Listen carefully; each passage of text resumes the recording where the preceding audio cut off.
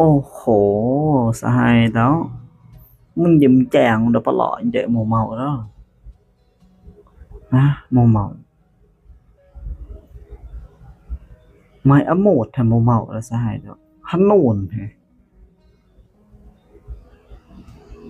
Ôi nhớ chàng là hắn nôn để được có loại để phổ lưu xe. Sao tay mà cao ha sai đâu. Giờ bỏ lên dạ đồn cả. Hey. Nó đồn cả nên nó mới dừng mà sợ. Xong kiểu anh đách. Xong cái đồn cả. Wow, lại là kẻ mà cào sai đó. Rồi tay chọt đồn kẻ cái nua nó bùi tròm rằng coi mà nè sai đó. Chả khôi bùi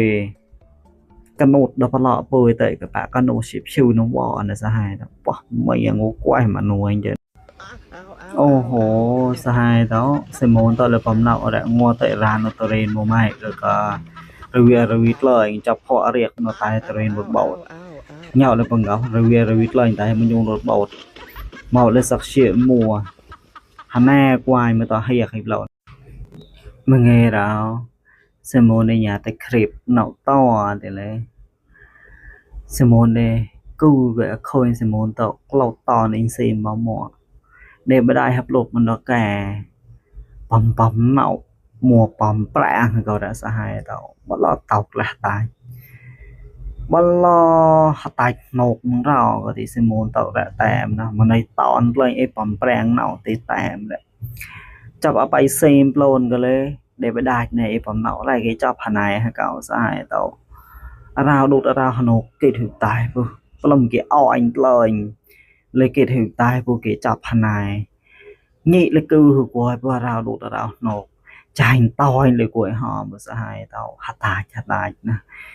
lột lời ai khi thầm ơn nó lột cái xem môn tại giờ tại để xe giờ hữu mua rồi này phẩm nậu kiểu bịt lên cho trong nậu của giờ tao hữu mà nữa đó chơi được clip nó tao được bỏ để hữu que cả khít là tới bu khít thầm ơn nó lấy để hữu que cả khít là tới bu sớm nghe nào bơi mà nó có apot anh nhột bơi tôm mà bị này cà rịp đít cái thì nó có lo bơi cái linh kết để gọi cái thì nó bấm prang nào thì kết để lùa nó tao đi nhau thì đại phù mà đi bấm lo bơi cái mát lại để chọc lại tròn bè thọ ngò bơi hữu mùa thì nó em nua bấm cho nào lên bơi sinh chùa cởi mà này nhở tao nhau thì chọi người bè đã kre này ang lắng nạ chỉ có đấy đã kre hăng nạ chỉ có bè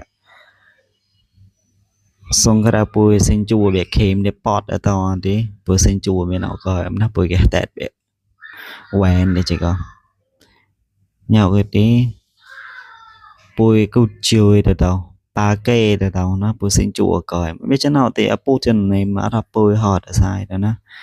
bùi hụt ran kẹp bùi sinh chùa lẹp thì lấy bây giờ thì biết chỗ nào thì tôn thủ để hưu hụt lại một sai đâu ở đây cái bé apu này mình arab arab bùi chỉ có thì